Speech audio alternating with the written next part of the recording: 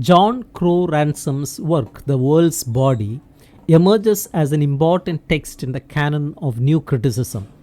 It articulates a vigorous defense of poetry as an essential counterbalance to the reductive forces of science and modernity. Ransom is a central figure in Southern Aryan movement and a progenitor of new critical thought who positions poetry not merely as an aesthetic endeavor but as a vital epistemological act, one that preserves the world's sensuous particularity against the abstracting tendencies of scientific rationalism. Through a series of interconnected essays, Ransom constructs a philosophical framework that elevates poetry to the status of a unique mode of knowledge, capable of capturing the fullness of experience that logic and empiricism inevitably flatten. The book's title itself encapsulates its core thesis. Poetry, in Ransom's view, restores the body of the world its concrete, irreducible complexity, which scientific inquiry dissects into sterile categories. This argument, woven through analysis of poetic form, ontology, and cultural critique, positions the world's body as both a manifesto for literary autonomy and a meditation on the role of art in human understanding. The collection opens with a polemical critique of the encroachment of scientific methodologies into domains of humanistic inquiry. Ransom laments the modern privileging of utility and efficiency, arguing that science's drive to classify and instrumentalize reality strips the world of its texture and mystery. Poetry resists this reductionism by dwelling in the particular, celebrating what Ransom terms the world's body, this heterogeneous reality that exists before abstraction.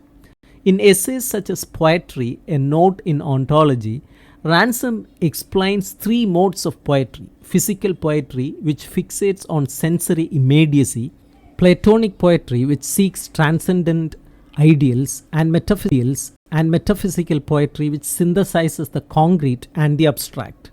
The metaphysical poets, exemplified by John Donne and the 17th century tradition, achieve an ideal balance, marrying the tangible world with intellectual rigor. Their conceits and paradoxes do not merely enact a dialectic between the physical and the conceptual, rendering poetry a medium of cognitive richness. This ontological framework underscores Ransom's belief that poetry's value lies in its ability to confront the world's multiplicity without succumbing to the tidiness of logical systems. Central to Ransom's argument is his distinction between structure and texture in poetry, a dichotomy reflecting his broader philosophical concerns. Structure corresponds to the logical framework or argument of a poem, while texture encompasses its sensuous details, imagery, and local effects that resist paraphrase. In the essay The Cathartic Principle, Ransom critiques Aristotelian notions of catharsis, suggesting that tragedy's power derives not from emotional purgation, but from the interplay between its structural coherence and textual richness. A sacred tragedy, for instance, organizes its plot, that is structure, but thrives on the irreducible particularities of language and character, that is structure, which defy mechanistic explanation. This tension between order and excess mirrors the human condition itself, suspended between the desire for rationality and the lived experience of chaos. By privileging texture, poetry affirms the world's resistance to totalizing systems, offering a form of knowledge that is provisional, embodied, and delightfully unresolved. In his essay Criticism, Inc., Ransom to the state of literary scholarship, advocating for a professionalized, rigorous approach to criticism that parallels the scientific method but with a crucial difference. While science seeks universal laws, criticism, in Ransom's vision, should attend to the unique formal properties of individual works. He lambasts impressionistic and biographical criticism as amateurish, urging instead for a discipline grounded in close reading and technical analysis. This essay, often read as a blueprint for new critical practice, emphasizes the poem as an autonomous art scrutiny of its internal dynamics, meter, diction, imagery, rather than external context.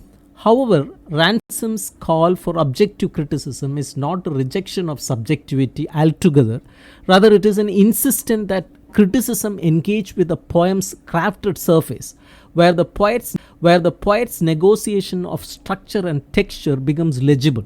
By treating poems as self-contained systems, Ransom seeks to elevate literary study to a discipline worthy of intellectual respect, distinct from the vagaries of personal taste or historical anecdote.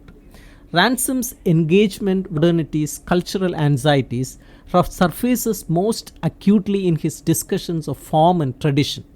In his essay The Tense of Poetry, he explores how poetry manipulates temporal consciousness, arguing that poetic form, through the rhythm, rhyme, and meter, creates a timeless present that suspends linear progression. This temporal elasticity allows poetry to resist the forward thrust of industrial progress, offering a space for contemplation and aesthetic arrest. The formal rigor of traditional verse forms is not a nostalgic affectation but a bulwark fragmentation of modern life. He contrasts the organic unity of a sonnet with its intricate balance of parts to the disjointedness of free verse, which he views as symptomatic of a culture unmoved from its aesthetic and ethical foundations. This conservative stance, rooted in his Southern agrarian, positions poetry as a custodian of cultural memory, preserving modes of perception threatened by technological acceleration and homogenization.